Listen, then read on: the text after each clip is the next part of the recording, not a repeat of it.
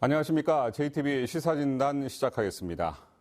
수련병원 의사들이 근무 장소인 병원을 이탈해서 거리로 나왔습니다. 정부가 발표한 보건의료 정책을 받아들일 수 없다며 무기한 파업에 들어간 것입니다. 코로나19가 재확산되고 있는 엄중한 시기여서 이런 의사들을 바라보는 국민들의 시선이 고울 리 없습니다.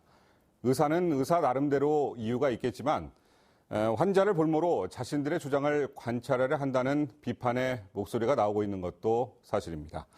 그래서 오늘 시사진단에서는 의사가 파업을 벌이는 이유는 과연 무엇인지, 그리고 정부가 정책 추진 과정에서 미흡한 점은 없었던 것인지, 또 양측을 모두 만족시킬 만한 해결 방안은 무엇인지 살펴보도록 하겠습니다.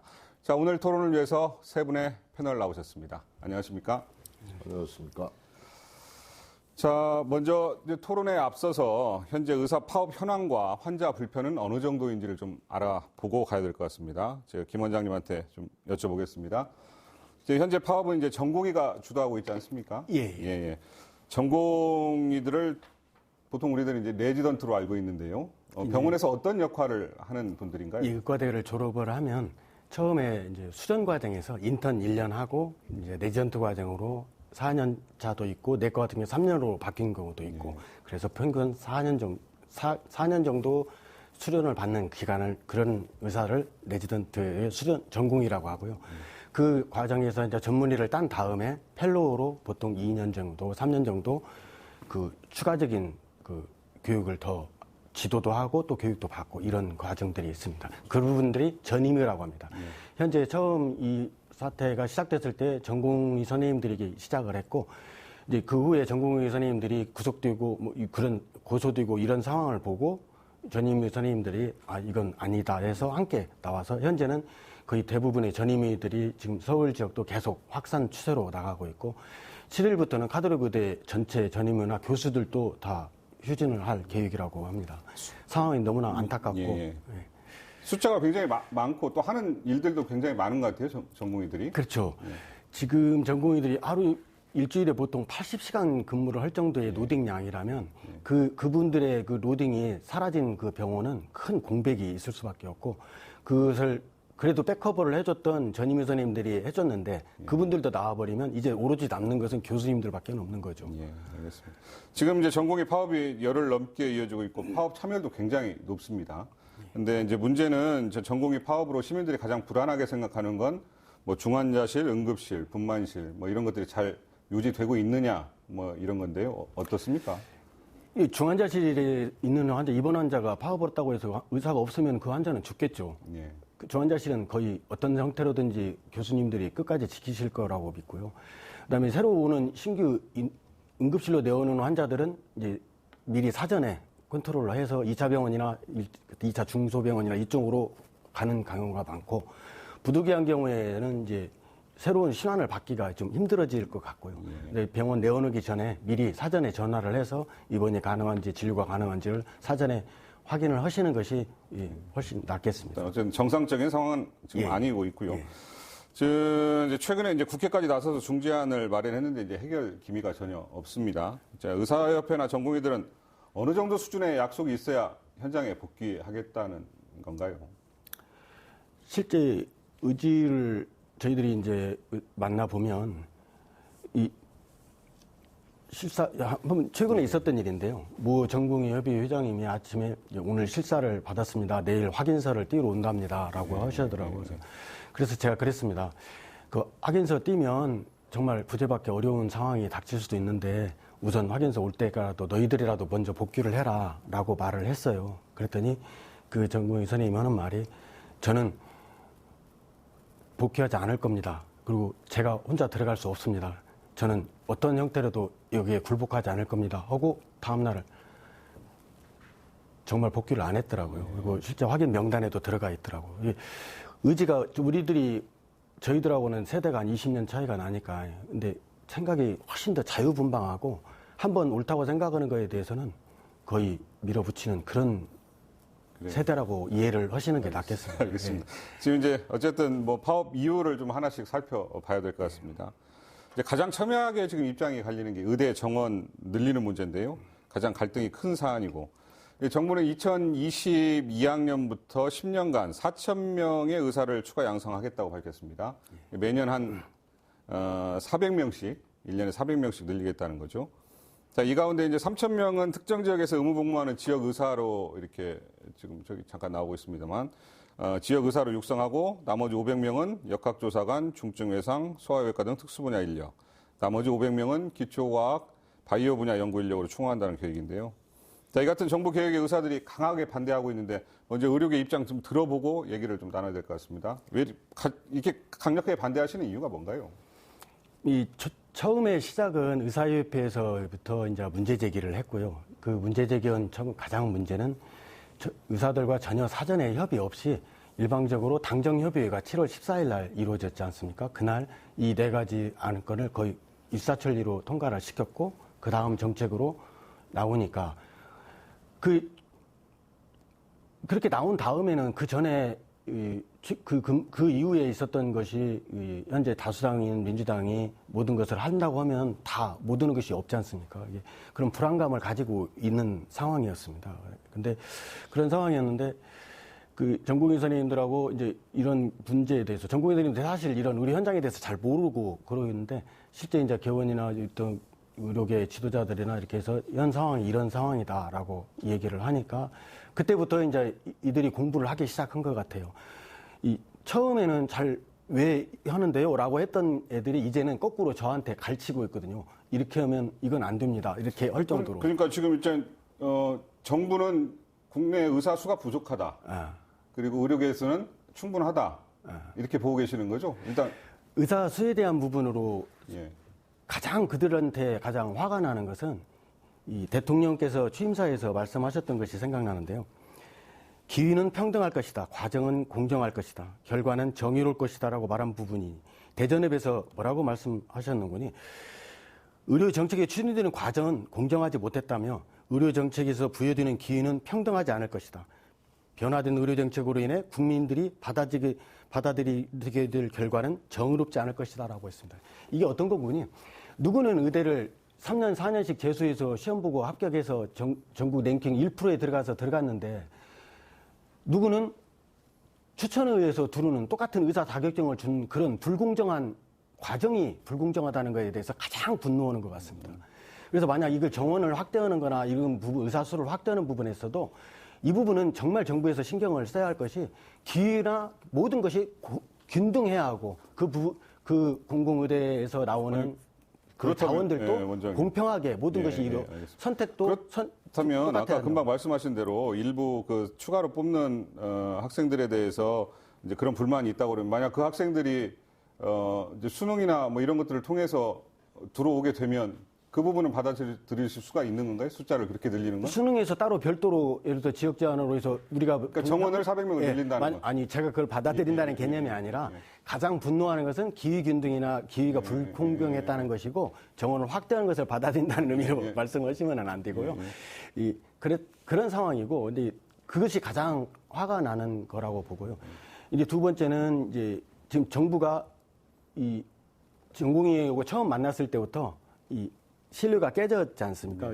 지시형 언어를 계속 복지부에서 사용하고 그러니까 그 후에는 거의 신뢰를 하지 않는 상황이었고 이제 시간이 지나면서 이제 의사협회는 뒷전으로 밀리고 전공의가 전면에 나서는 상황이 됐고 오히려 의사협회 쪽보다는 지도부보다는 전공의들을 눈치를 우리가 보는 입장이 돼버렸어요. 우리들은 가슴이 답답할 정도로 하루하루 뉴스 보기가 좀 겁날 정도로 힘들고 어려운 상황입니다. 알겠습니다. 다른 쪽 얘기 좀 들어봐야 될 것 같아요. 그러니까 지금 정부는 의사가 부족하니 의사를 좀 더 뽑자는 거 아니겠습니까? 특히나 또 지역에 의사가 부족하다는 거고 그래서 지역 의사자 얘기도 나오는 건데요. 어떻게 생각하세요? 분명한 것은 한국의 의사가 OECD 평균보다 훨씬 낮다. 그러니까 인구 1000명당 OECD 평균은 의사 숫자가 3.5명이거든요. 그런데 우리는 한의사를 포함해서 2.4명이에요. 그러니까 부족한 거 아닙니까? 이거 팩트예요. 그런데 이제 의사협회에서는 좀 그래도 운용에 있어서 뭐 진료가 많기 때문에 뭐 접근성이 좋기 때문에 다르다 해석을 하지만 분명한 의사 숫자 적은 건 맞습니다. 또 한 가지는 도시와 농촌 간의 의료 격차가 있다. 이것도 팩트예요. 그러니까 이제 늘 저희가 말씀드리는 게 서울 강남, 예를 들어서 치료 가능한 사망률이라는 게 있어요. 예. 그러니까 제때 치료를 받았으면 살 수 있는데 못 받아서 사망률, 그게 서울 강남하고 경상북도 안동하고는 4배 차이가 납니다. 그리고 의사 숫자도 실제로 또 보면 편중이 돼 있어서 서울과 또 이 농촌 같은 경우는 거의 뭐 3배 가까이 2배 이상 차이가 나거든요. 그래서 분명하게 우리 지금 의료 시장을 민간한테 맡겨놨더니 이게 뭔가 왜곡됐다. 그러니 좀 바꿔보자. 라고 하는 것이 이번에 내놓은 4대 정책이거든요. 근데 이제 우리 의료계에서 이제 얘기하는 것도 사실 뭐 상당히 그 귀담아 들을 필요가 있다고 생각해요. 예를 들면 소통이 좀 부족했다라고 하는 거. 근데 소통이 부족한 것이 정부의 책임도 있는데 제가 공공의대를 2년 동안 우리 김광수 의원 나와 계신데요. 2년 동안 열심히 하려고 그랬는데 의사협회가 대화를 않고 무조건 반대를 해요. 의사협회 지금 지도부가. 그건 오히려 불통한 게 의사협회다. 제가 의사협회도 찾아갔습니다. 무조건 안 된다는 거예요. 대안 없이. 이것이 야당과 서로 이제 연결이 돼서 그 당시에 소수 여당이기 때문에 안 됐단 말이에요. 그런 책임도 있다는 말씀을 저 드리고 조금 전에 이제 공정, 기회의 공정 여러 가지 말씀을 하셨는데 아마 전공의들이 지금 놔두는 가짜뉴스, 놔두는 정치권에서 얘기하는 여러 가지 감성을 자극하고 분노시키는 여러 가지 몇 가지들 단편적인 언어들 갖고 완전히 화가 나 있는 것 같아요. 그것도 역시 정치권이 잘못했다고 생각합니다. 예를 들면 공공의대를 뽑는데 시도지사 또 시민단체가 나서서 추천한다더라. 이거 한대더라. 물론 이 과정에서 복지부도 세련되지 못했어요. 책임이 있어요. 그렇지만 공공의대나 이런 것들은 법으로 만드는 국회에서 만드는 것인데 그 어디에도 없거든요. 그리고 그걸 누차 얘기를 했어요. 근데 역시 한번 그게 이제 불거져 나오니까 이게 마치 뭐 현대판 음서제다. 뭐 인국공 사태다. 이렇게 뭐 연결이 돼가지고 우리 전공의들이 반대를 하고 분노하고 있는데 사실 그건 아니다. 이 말씀을 드리고 싶고요. 전공의들이 더 화가 나는 것은 전임의들은 이미 나이가 드셨잖아요. 다 자리를 잡고 그런 분들이고 지금 새로 의사를 의대 증원을 해도 정원을 증원해도 그분들하고 경쟁하는 것은 지금 이제 막 인터넷 레지던트 하는 사람들이 더 위기감을 느낄 수밖에 없지 않나. 그런 측면은 저는 이해를 합니다. 그렇지만 늘 말씀드리고 싶은 것은 지금 뭔가 잘못되어 있는 제도를 좀 한번 바꿔보자라고 해서 나름대로 국민의 의견을 듣고 전문가 의견을 들어서 만든 거예요. 그리고 이게 의료 시장과 기존의 의료 민간 시장과 정부가 가고자 하는 것이 서로 부딪히기보다는 보완 관계다. 그래서 잘 안 되는 부분을 채워주는 것이기 때문에 의료계에서 그렇게 반발할 이유가 없다는 생각이고 또 입법 과정에서 앞으로 대화하면 돼요. 그런데 이걸 느닷없이 이거 불법 파업입니다. 파업이 아니라 불법 휴진이에요. 그러니까 이런 부분을 대뜸 나가는 것은 의료계도 좀 너무 이 코로나 상황에서 극단적인 방법을 선택한 거 아닌가 해서 좀 아쉽고 또 안타까운 생각이 있습니다. 김광수 의원님 어떻게 생각하세요? 의대 정원 문제. 아까 그 김대인 원장님께서 교육 균등 말씀하셨는데 사실은 뭐 시민단체 추천, 뭐 시도지사 추천 이것은 복지부 안에 일부 들어가 있다라고 이야기는 들었는데 그건 쟁점은 아니라고 생각을 합니다. 그 문제가 지금 쟁점은 아니고 그것은 어쨌든 이 극단적 대립 속에서 자기 주장을 정당화하기 위한 수단으로서 악용돼서는 안 될 부분이고 그건 법안 내용에 들어가 있는 것도 아니고 국회 법안 심사 과정 속에서 구체적인 안들이 나오면 되는 것이라고 생각을 하고요. 저는 아까 의사 수혜 부족, 그것은 OECD 평균보다 한 명 정도, 1000명당 한 명 정도 부족한 건 사실이에요. 그런데 문제는 우리나라 의사분들이 이 의사 1명당 환자, 외래 환자 보는 수는 굉장히 압도적으로 OECD 국가들 중에 압도적으로 높아요. 그러니까 그런 중복 진료나 과잉 진료나 이런 것들이 굉장히 많이 있는 것들도 사실이고, 그리고 우리나라는 의사 수는 적지만 또 의료 접근성은 굉장히 높습니다. 사실은 제가 아파서 병원 가려고 하면 그냥 앞으로 병원까지 가는 걸리는 시간이 문제지 바로 진료를 받을 수가 있잖아요. 근데 대부분을 의료 선진국이라고 하는 나라들도 거의 이틀, 3일 전에 예약해야 되고 쉽지 않습니다. 의료 접근성이. 그런 측면에서 의료 접근성은 굉장히 높은 편이다. 그런데 이제 가장 문제의 핵심은 이용호 의원께서 적절하게 이야기했지만 지역 간 의료 격차 문제는 심각하다. 그러니까 아까 치료 가능 환자의 사망률 이야기를 서울하고 지역하고 들어서 이야기했지만 실제 지역이 그런 것에 대한 의료 접근성 부분에서 피해를 크게 보고 있는 것들이 현실이고 또 한 가지 문제는 필수 의료 공백 문제입니다. 그러니까 민간에서는 조달이 안 돼요. 예를 들어서 지금 코로나19와 관련돼서 감염내과 부분들이 심각한데 감염내과 의원이 없어요, 의사들이. 그리고 예를 들어 지금 뭐 초저출산 국가이기 때문에 지금 현재 배출되어 있는 의사는 있을지라도 앞으로 실제로 산부인과라든지 소아과라든지 이런 것들 지원하려고 하는 의사가 없어요. 그리고 쉽게 말하자면 피 안 묻히고 쉽게 돈 벌 수 있는 곳으로 의료 인력들이 편중되고 몰리는 상황이지 외상외과나 또는 뭐 흉부외과나 이렇게 굉장히 힘들고 어려운 곳, 위험성이 높은 곳 이런 것도 지원을 안 씁니다. 그리고 그러면 어차피 그 필수 의료 부분들은 공공의 영역에서 조달할 수밖에 없는 것이다. 저는 이렇게 생각을 하기 때문에 민간에서는 앞으로 조달이 안 되는 부분이란 말이죠. 그래서 이런 부분들은 어차피 아까 그 의사 수의 문제가 아니고 저는 이런 필수 의료 공백 문제 또는 지역 간의 의료 격차 문제 이런 것들을 해소하기 위해서 적정의 의사 수를 늘리는 것들은 어쩔 수 없는 상황이다. 그러니까 저는 이번 파업과 관련해서 집단 행동과 관련해서는 저는 정부가 좀 잘못한 부분들이 많다고 생각을 해요. 왜냐하면 너무 뭐 10명의 전공의들을 고발하고 해서 뭐 밀어붙이기 형태로 이렇게 가는데 의료계에서는 정부의 보건의료 정책에 대한 근본적인 불신이 깔려 있어요.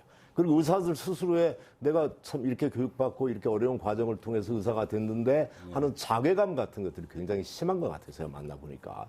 정부가 이렇게 얼마 전에 뭐 정세균 총리께서 고발 뭐 취소하고 뭐 이런 말씀도 하시고 그랬는데 정부가 이렇게 강경 일본도를 밀어붙이는 것들이 아니고 뭐 사회적 어떤 대타협위원회나 뭐 대학이구나 이런 것들의 형식을 통해서 충분히 의료계 의견도 수렴하고 시민사회나 국민 의견도 수렴하는 과정들을 좀 거쳤어야 됐다.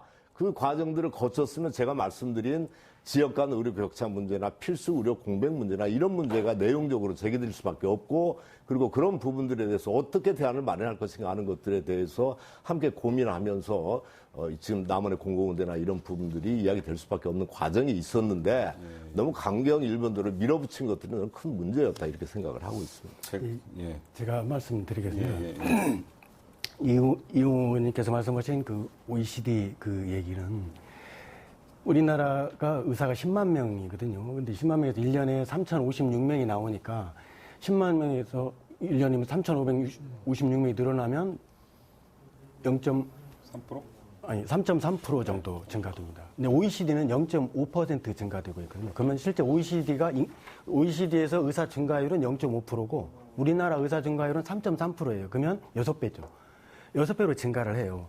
그런데 그 OECD라는 것도 제가 별로 그렇게 신뢰하진 않지만 실제적으로 더 중요한 문제를 설명드리면 전라북도 같은 경우도 1년에 전라북도 인구가 131만 명이잖아요. 180만 명이죠. 네, 181만 명인데 1년에 4,000명 정도 인구가 감소하고 있거든요. 계속 감소되는 추세고 또 실제 사망자보다 실제 출생한 아동 수가 현재 전라북도에서 1년에 9,800명 정도 출생을 하고 있거든요. 근데 인구는 계속 감소될 거라는 거죠. 인수는 감소되는데 의사 증가율은 늘어나는 것이 맞고요.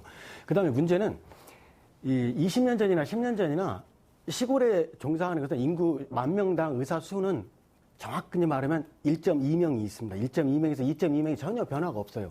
근데 중소 읍 단위로 가면 조금 늘어나고 근데 대도시로 갈수록 크고 서울은 3.3명 정도 의사 수가 이렇게 올라가 있거든요.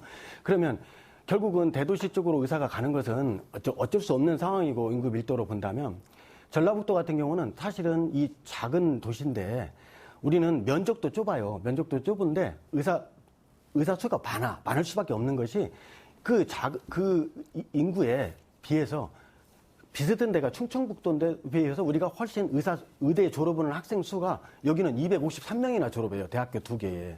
근데 충청북도는 89명밖에 졸업을 안 해요.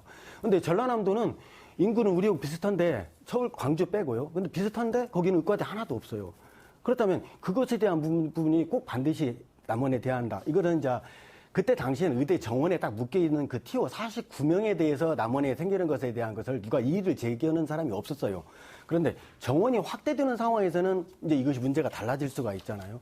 정원이 고정된 상태에서는 그 풀에서 움직일 수 있지만 1년에 400명씩 4,000명을 늘리는 상황에서는 현재 정원이라는 것이 남원에 꼭 들어가야 한다는 것이 타당성을 잃은 상황이 아니겠습니까? 두 가지가. 그건 나니까 조금 이따 얘기를 하도록 하겠습니다. 우선 저도 이제 말씀을 좀 드릴게요.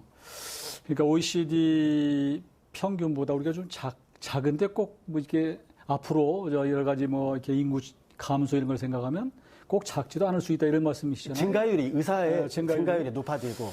근데 그건 이제 지금 정부가 추진하고자 하는 그 증원을 감안했을 때 이제 그렇다는 거 아니겠습니까? 아니요. 그리고 현재 상태로 증원을 하면 그보다 훨씬 더 큽니다. 근데 지금 또 4.8까지 한 가지 나옵니다. 거기서 좀 빠지는 게 있는 게 뭐냐면 지금 한국에서 인구 10만 명당 의대 졸업생이 7.6명이에요. 그런데 OECD 평균은 13.1명입니다. 거의 2배 가까이가 졸업생이 많아요, 지금도. 그러니까 우리가 지금 OECD 평균 의사 숫자가 1명 정도, 3.5대 2.3대, 한의사 포함해서 이 정도 차이가 나는데 지금 졸업생 숫자는 OECD가 13.1명, 우리는 7.6명이에요. 절반 정도밖에 차이 안 나요. 그러니까 이런 추세가 계속 벌어진다 저렇게 보고 어느 정도 차이를 격차를 유지한다고 보고 또 한 가지는 의료 수요예요. 우리는 지금 굉장히 급속히 노령화, 고령화되는 상황이기 때문에 의료 수요가 급격히 늘어날 수밖에 없다. 이렇게 해서 저는 뭐 지금 늘리고자 하는 의사 숫자가 한 10% 남짓 아니겠어요? 그대로 이렇게 예정대로 된다면 그런다고 한다면 그렇게 의료계에서 그렇게 막 극단적인 파업할 정도인가? 그건 합리적으로 조정만 된다는 생각이 들고 또 한 가지 조금 전에 말씀드린 그 서남대 문제, 그러니까 공공의대 문제는 지금 의사 정원을 순정하는 것과 이번에 공공의대는 별개예요. 그러니까 별개로 지금 사실 정부도 추진하고 있고 그동안에 추진해 왔고요. 그래서 지금 자꾸 공공의대를 의료계에서 걸고 넘어지는 것은 이건 당당하지 못하다 이렇게 말씀드리고 싶은 게 뭐냐면 이건 원래 메르스 사태가 생기고 나서 이 지방자치단체, 그러니까 서울시가 당시에 호된 곤욕을 치렀거든요. 이게 지방자치단체도 필요하다. 예를 들어서 역학조사관, 왜냐하면 서울시도 서울의료원이 있고 여러 가지 있는데 의사 수급이 원하지 않기 때문에. 그래서 이제 시작된 것이 공공의대가 나와야 되겠다. 그래서 사실은 2년 훨씬 전부터 시작된 거예요.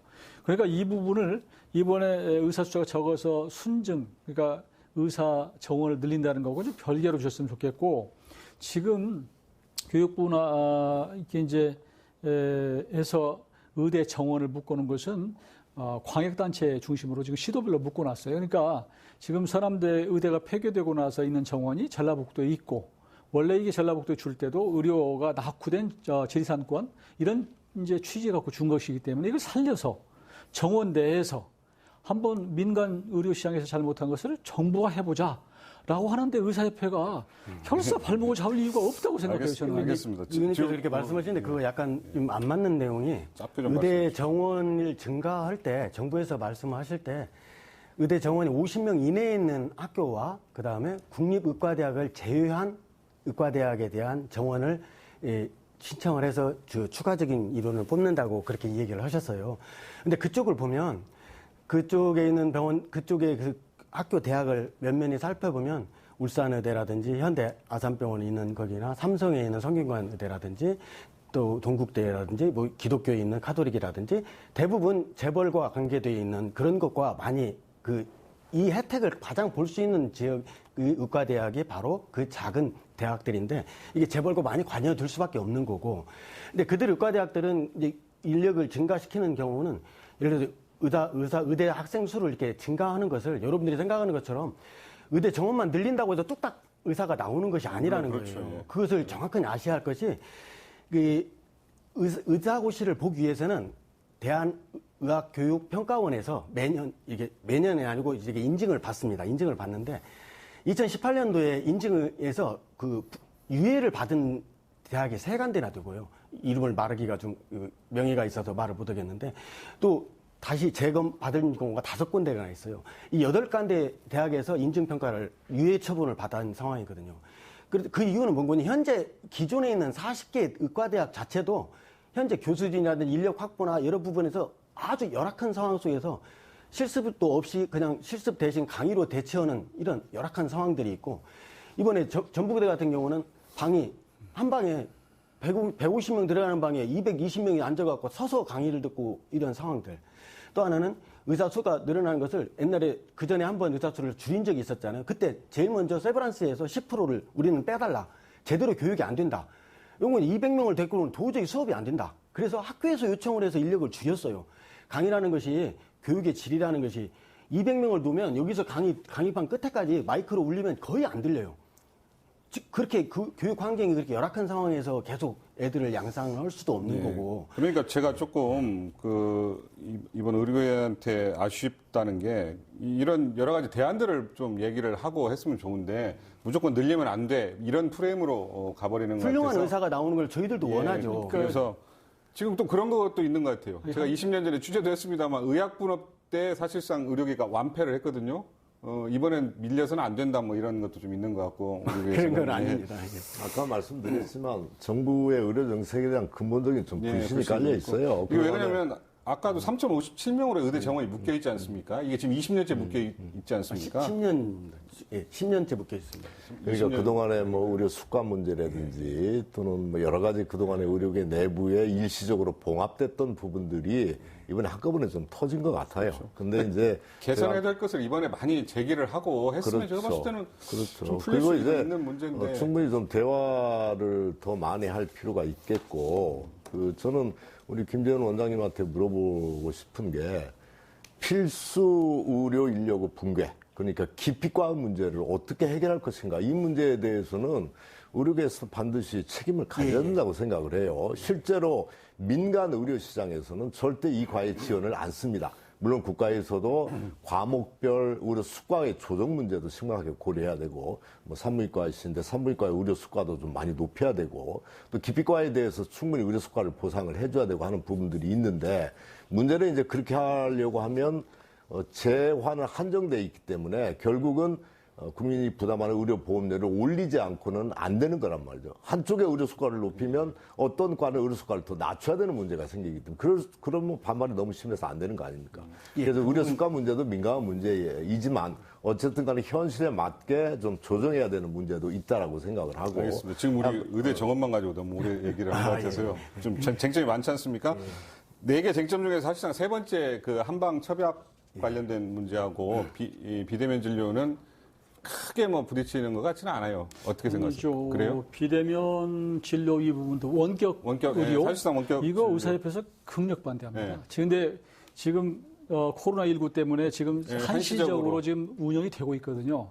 이런 상황에서 이걸 나서서 극력 또 반대하기 어렵기 때문에 지금 덮어놓은 것이고, 의사 정원에 지금 근본적으로 포커스는, 그러니까 초점은 의사 정원을 증원하는 거예요. 그게 제일 아마 반발 심할 텐데, 이게 어떻게 얘기하다 보니까 아까 이제 뭐 시도지사가 뭐 시민단체가 추천해서 뭐 공공의대 들어간다. 이게 이제 포괄하다 보니까 여기에 지금 걸린 거예요. 프레임에. 그런 생각을 거꾸로. 그래서 전공의들이 그렇게 화가 난 상황이었는데 그런 정보를 들었어요. 근데 그 상황인데 남원, 요즘에 갑작스럽게 실검 1위로 등극한 것이 남원, 뭐죠 그게? 남원 의대. 공공의대. 공공의대, 뭐라고 하죠? 뭐라고 하더라고요. 들어서 그 부분은 쟁점이 아니에요. 아까 이제 제가 말씀드린 대로 그걸 하는 건 아니다. 부분들을 논의할 필요도 없고 그 부분들을 의료계에서도 부각시킬 일도 없어요. 우리들이 확정된 부각시킨 것들이 게 아니라 아무것도 없는 것이니까. 우리도 몰랐어요. 전혀 몰랐는데 그 뉴스를 보고 알았어요. 접근할 때 정부가 좀 문제가 있었던 게 뭐냐면 의사 인력을 대폭 증원하겠다 이렇게 나오는 것이 아니고 필수 의료 공백 문제를 어떻게 해결할 것인가, 지역 간 의료 격차 문제를 어떻게 해결할 것인가, 이런 것들을 해결하기 위해서 소위 의료의 어떤 공공성 부분들을 강화할 수밖에 없다. 그것은 민간에서 수요가 안 되기 때문에 공공에서, 국가에서 역할을 해야 된다.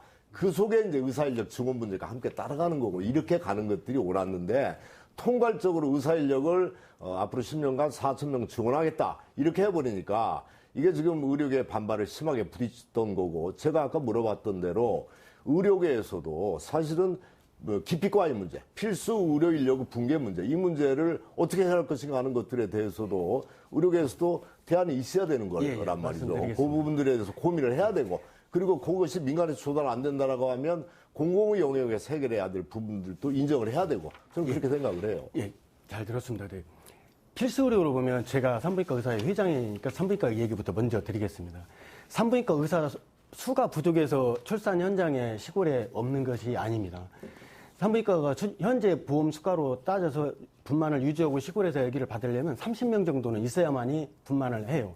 근데 우리가 전라북도도 보면 무주 지난 장수에 그 30명 정도 분만을 받으려면 가임 여성이 5만 명 이상은 있어야 돼요. 가임 여성 5만 명이 돼야 한 달에 30명씩 아기를 낳는데 그것이 안 되니까 거기에 들어가지 않는 거잖아요.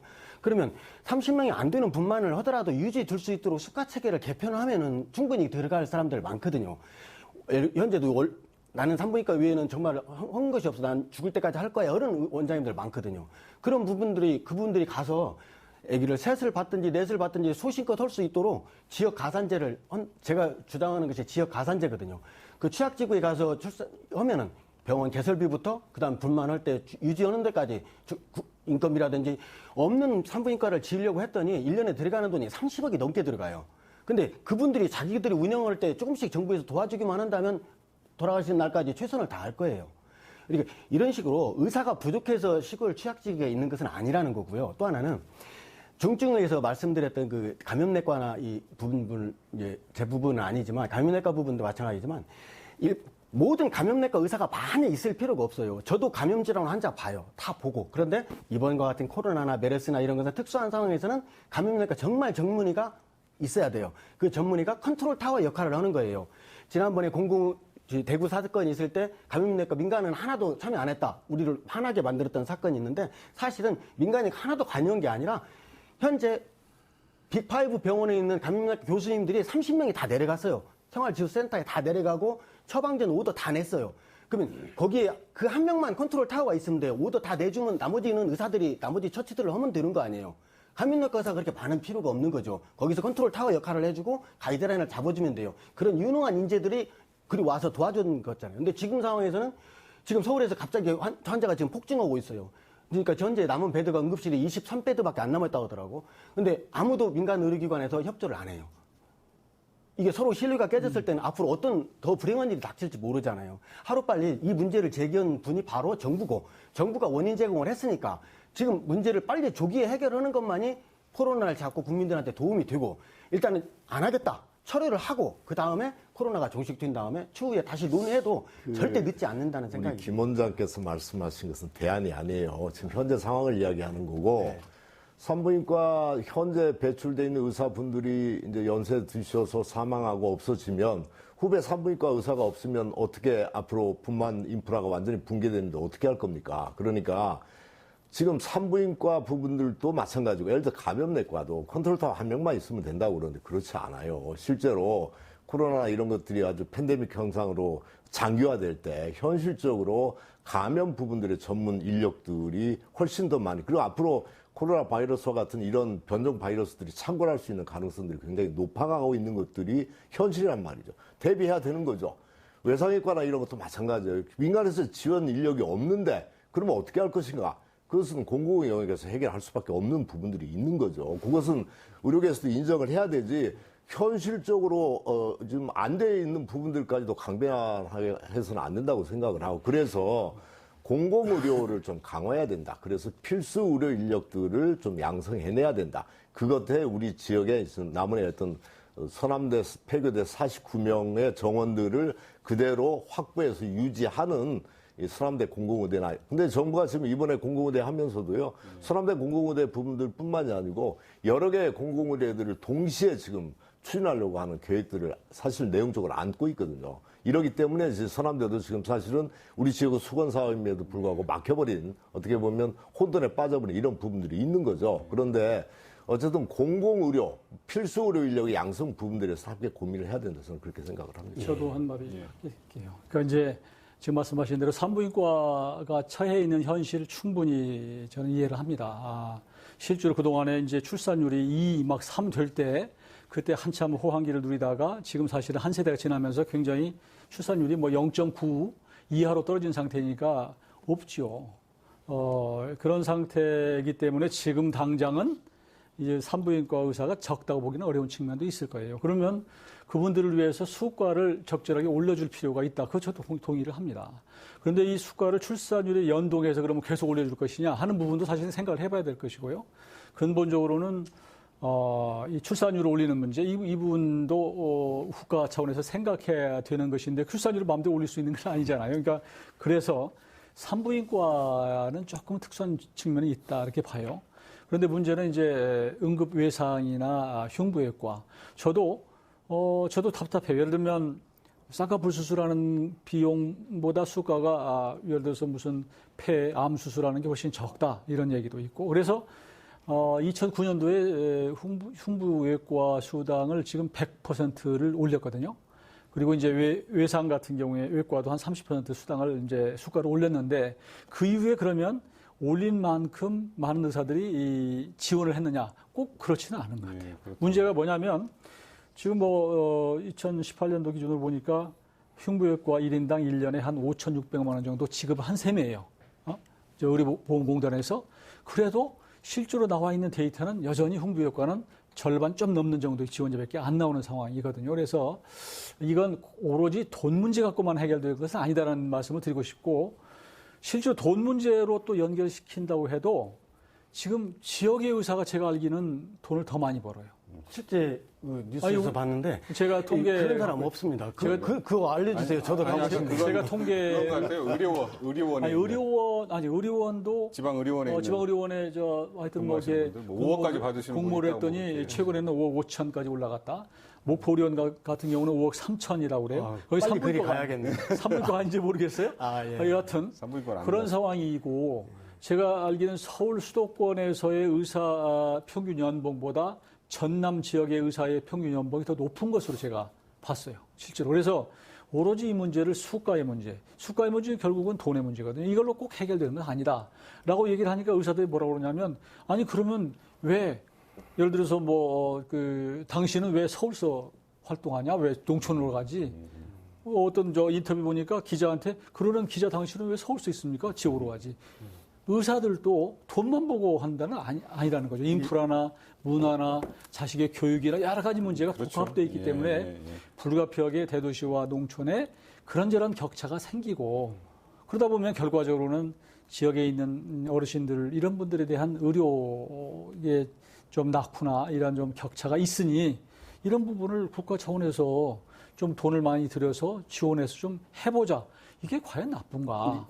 이제 라는 저는 몇 가지 질문이세요. 이제 종류별로 설명을 드릴게요. 취약지구에서 우리가 프라이머리 닥터 1차적인 환자 보는 거예요. 현재 말하면 공중보건의가 역할을 할 수 있는 그런 환자들. 아프면 물리치료고 감기 막 치료하고 이런 설사나 배 아프고 이럴 때 가는 가장 접근성이 좋아야 할 부분들이 바로 공중보건의가 역할을 했었어요, 그동안에. 근데 이 공중보건의가 갑작스럽게 감소된 이유가 의전원이 체계가 되면서 이들이 군대를 갔다 온 사람들이 대부분 가다 보니까 급격히 줄었어요. 그래서 그 공중보건의 숫자로 보면 거의 비슷하게는 나오고 있지만 지금 의전은 생긴 이후로는 지금 옛날에 비해서는 3분의 1로 줄었어요. 그래서 1년에 한 1,000명 정도밖에 안 나오거든요. 근데 지금 공중보건의 제도가 없어지는 시점이 올해거든요. 올해 본과 4학년이 의대로 들어온 애들이에요. 그럼 이때부터는 지금보다 1,000명 이상이 더 나와요. 그러면 정부가 지금 필요하고 있는 그 1,000명이라는 인력, 프라이머리 닥터는 충분히 공급이 바로 조금만 기다리면 나온다는 거죠. 이제 그렇게 이해를 하시면 되고요. 그 다음에 두 번째로 필수 의료 중에서 중증도를 보고 있는 그런 센터, 이 부분도 정부에게 좀 할 말이 좀 있는데, 이 광역 응급센터를 지을 때, 이국종 교수님이 그랬거든요. 모든 세팅이 돼 있는 광역 지역별로 다 할 것이 아니라 몇 곳만 해라. 헬기로 움직일 수 있는 거리. 왜냐면 그게 집중센터가 되지 않으면 시설이나 집중이 돼야만이 훨씬 더 퀄리티가 좋아지는데 계속 흩어지다 보니까 정치인들이 계속 나도 하다 보니까 전부 다 응급센터가 곳곳에 있는 거예요. 그럼 옛날에나 똑같아. 응급실 정도밖에는 안 나오는 상황이잖아요. 그래서 치료의 퀄리티가 떨어지는 거고 실제 중요한 것들은 예를 들어서 그 금방 이렇게 배워서 졸업하고 레지던트 받은 데서 하는 것이 아니에요. 수지 접합 수술 같은 경우는 끝나고 나서도 5년은 배워야 내가 혼자 집도를 할 정도로 어려운 난이도가 있는 수술이고, 흉부외과 수술도 흉부외과 보드 따고 펠로우 하고 나서 내가 흉부외과 수술 혼자 집도 오는 사람 하나도 없어요. 10년은 따라서 해야만이 그게 가능한 상황이거든요. 근데 이런 부분에서 제대로 그것이 환자를 보면 볼수록 계속 원가 68%밖에 안 되는 건 아시잖아요. 근데 정부가 그동안에 의사들을 컨트롤한 것은 뭔 거니? 원가대로 줘버리면 컨트롤 방법이 없어요. 그러니까 원가 68%만 주는 거예요. 주고 어떻게 하느냐? 질관리료로 계속 지원금을 주는 거예요. 지원금. 정부 지원금이나 형태로 질관리료를 줘요. 그렇게 하면 정부에게 더 많은 질관리를 받기 위해서 정부가 하는 정책에 적극적으로 호응할 수밖에 없잖아요. 그런데 그것에도 벗어나는 데가 어디예요? 중소병원이에요. 중소병원은 질관리료를 받을 수 있는 혜택들이 상당히 기회가 박탈되어 있어요. 중소병원 삼중고에 서려 있죠. 의사 인력들은 안 갈라 그러지. 근데 거기에서 환자는 줄고 또 그 관리는 또 해야 하고 사고 일어날 리스크도 높고 집중은 해야 하고. 그런데 정말 이건 아무도 말을 안 하는 부분인데 제가 생각하는 얘기는 분명히 말씀드릴게요. 의사 인력이 현재 왜 어디론가 블랙홀로 사라지고 있다는 거예요. 의대 졸업한 사람 중에서 가장 많이 가고 있는 젊은 친구들이 어디로 가는지 아세요? 어디로 갈 것 같아요? 섬으로 갈까요? 서울로 갈까요? 개업을까요? 대부분 요양병원으로 갑니다. 내과 의사도 요양병원, 피부과 의사도 요양병원, 정형외과 의사도 요양병원, 신경외과 의사도 요양병원. 왜 그런지 아세요? 정부가 제도를 그렇게 만들었어요. 요양병원에 의사의 질관리료를 주면서 의사 수가 많으면 많을수록 차등 지급을 했어요. 입원 환자가 똑같아도. 그래서 옛날에는 질관리료가 의사 수가 많으면 질이 관리된다는 그 착각을 한 거죠. 이건 전형적인 탁상 행정이죠. 그 병원들도 굳이 고용하지 않아도 될 의사들을 계속 고용하게 되는 거죠. 근데 그들이 할 일이 없죠.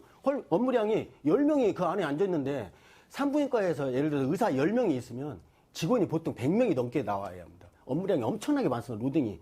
3교대로 들어가야 하고 쉴 새 없이 돌아가요. 근데 요양병원은 의사가 실제 하는 업무량이 별로 없어요. 나머지는 전부 다 요양 간호사하고 간호사들이 다 업무짭이고 크게 지시할 내용이 밖에 없거든. 근데 거기에 그 많은 의사가 있을 필요가 없고 더불어 그 간호사까지 거기까지 고용을 하는 인력 조정이 요양병원에서는 분명히 이 부분은 좀 짚고 넘어야지. 젊은 의사들이 다 그래 가요. 그래 가면 또 요양병원에서 당직실, 응급실 당직비가 있지 않습니까? 당직을 그 전에 제 응사님도 요양병원에서 당직 쓰다가 돌아가셨거든요. 노인들이 당직을 계속 쓰면서 노후 생활을 보냈었어요.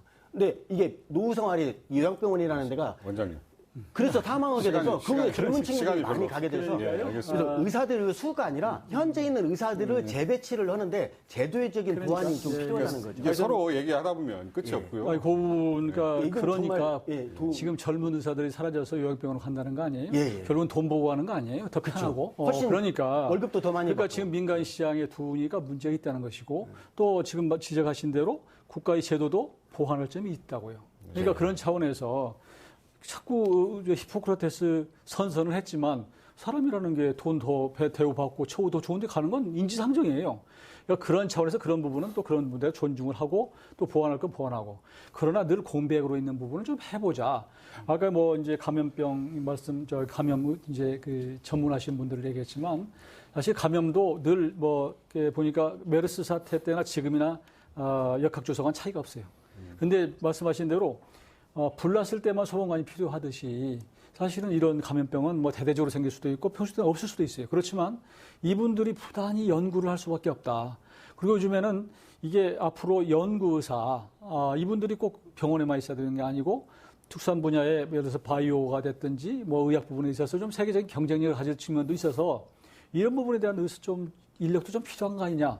이런 것들을 좀 묶어서 하는 것이기 때문에 저는 제가 이제 말씀드리는 게 다 옳다고 생각 안 하고 정부가 얘기한 것도 사실은 보완할 점이 많이 있다고 생각을 해요. 이제 그래서 우리 김 회장님 말씀하신 여러 가지 이런 것들을 또 감안해서 파업만 해가지고 무조건 서로 적대적으로 할 것이 아니라 그리고 그동안에 의사협회에서 무조건 반대했다니까요. 이 얘기하는데 반대했어요, 무조건. 무슨 소리냐 이렇게 하지 말고 그건 좀 서로 대화를 통해서 좀 제3의 방안을 찾아갔으면 좋겠다. 좀 했는데요.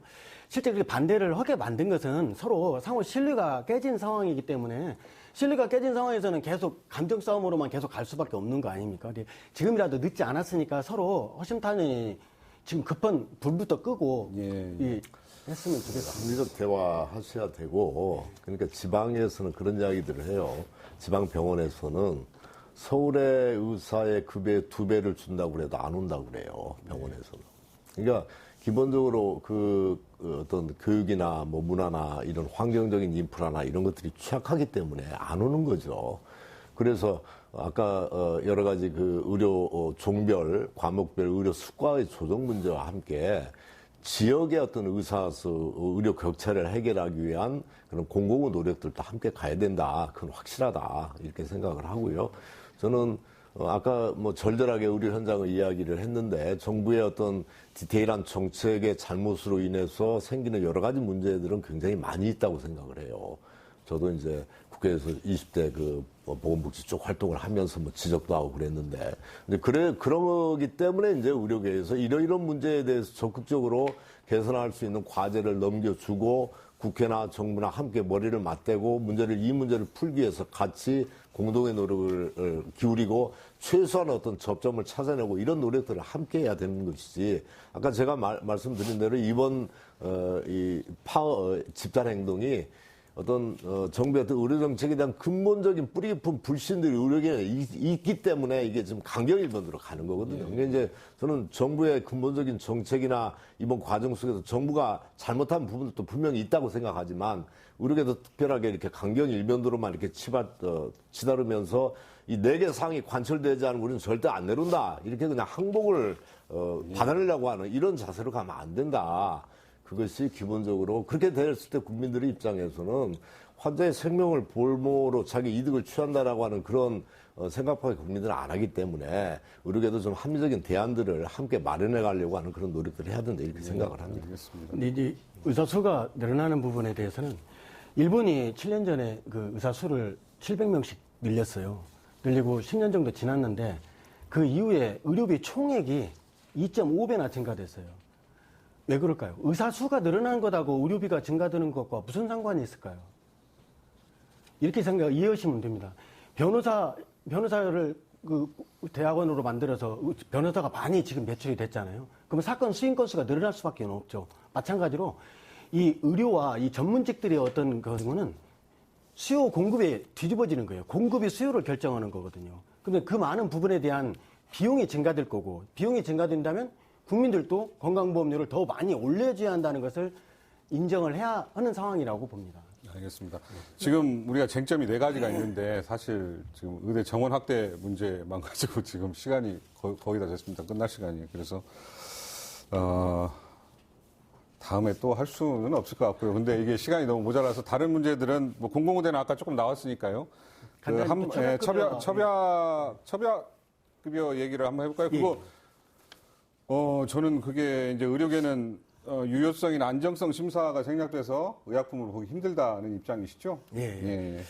근데 가장 더 중요한 것은 현재 그 예산이 이제 시범사업으로 500억이 들어가지 않습니까? 근데 그 총 의약품 한의사들이 사용하고 있는 질병군으로 따져서 약품 소모량이 보니까 2조 5천억 정도 돼요. 지금은 몇 개 항목만 품목을 풀렸는데 만약 이것이 급여화가 이제 확대될 거 아닙니까? 그러면 보통 급여화 되기 전보다 수요가 더 증가되잖아요. 그만 3조 원 정도 든다고 봐요.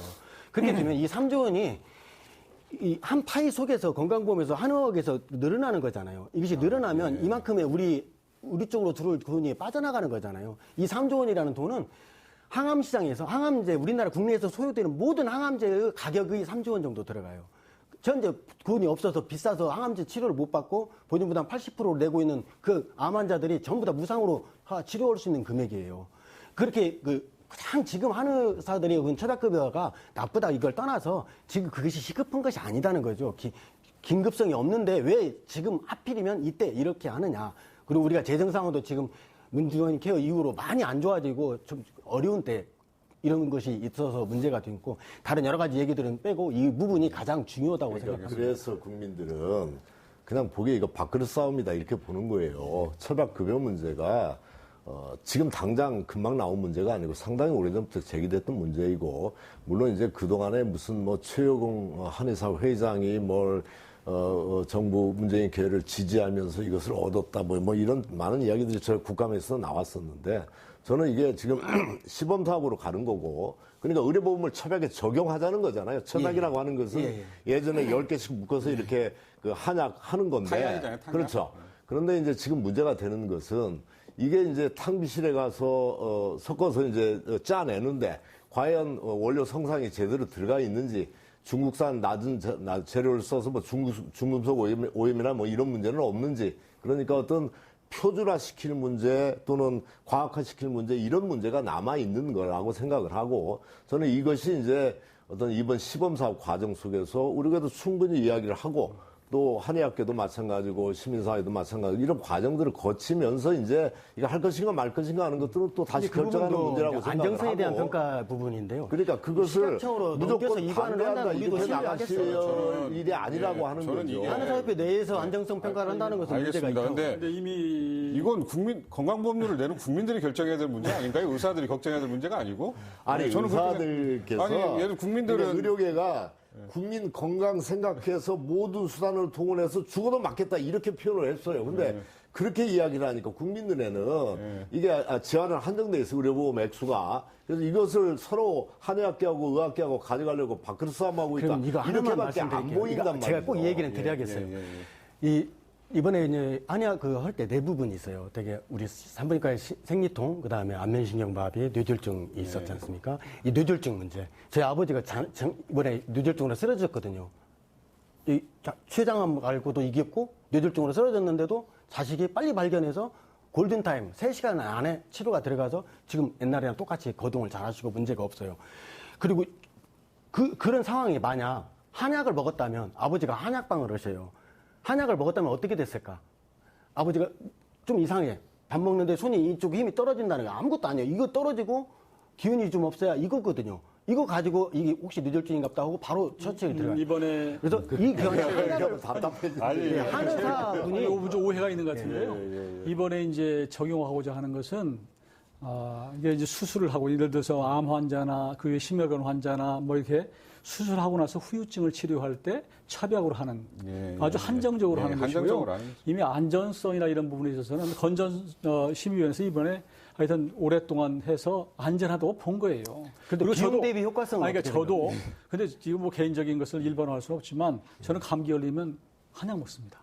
훨씬 후유증이 적고 잘 들어요. 그런 게 있거든요. 그러니까 일정 부분 한의학계도 우리 건강과 그 생명과 안전을 위해서 기하는 부분이 있다 이거예요. 그러니까 우리가 근데 건강보험료를 내는 거 아닙니까? 그러면 양의학 부분이 크고 한의학 부분이 작을지 모르지만 이제 이걸 조금 같은 틀 내에서 해보자. 이게 뭐 나쁠 게 뭐 있습니까? 우선 시범 사업인데. 그래서 저는 뭐 이것도 그렇게 우리 김 의원 말씀하셨지만 뭐 크게 보면 국민들이 볼 때는 결국은 제로섬 게임이다. 그렇죠. 이거 낸 것 가지고 이제 한의학이 좀 가져가는 거에 대해서 너무 기존의 양약에서 반대하는 거 아니냐 이렇게 보는 거거든요. 그래서 좀 보고 안전성 문제나 좀 해가면서 이제 표준화시키는 것이 또 대승적으로 좋지 않을까 저는 그렇게 봅니다. 자, 파업이 장기화되고 전공의들이 사직서를 제출하는 등 녹화가 진행되는 이 시각까지는 의사 파업이 해결될 기미를 보이지 않고 있습니다. 정부와 의사들의 강대강 대치가 이어지면 결국에 피해보는 건 환자와 국민들입니다. 그리고 파업에 나선 의료진을 대신해서 그 현장을 지키고 있는 또 다른 의료진의 필요도도 점점 높아지고 있습니다. 이럴 경우 제때 치료를 받지 못해서 안타까운 사례들이 더 많이 나오지 않을까 걱정됩니다. 하루빨리 지혜로운 합의점을 찾아서 국민의 생명과 건강도 지키고 공공의료도 확충되길 기대해 보겠습니다. 자, 오늘 토론 마치겠습니다. 참석해 주신 패널들께 감사드립니다. 저는 다음 주에 뵙겠습니다. 고맙습니다.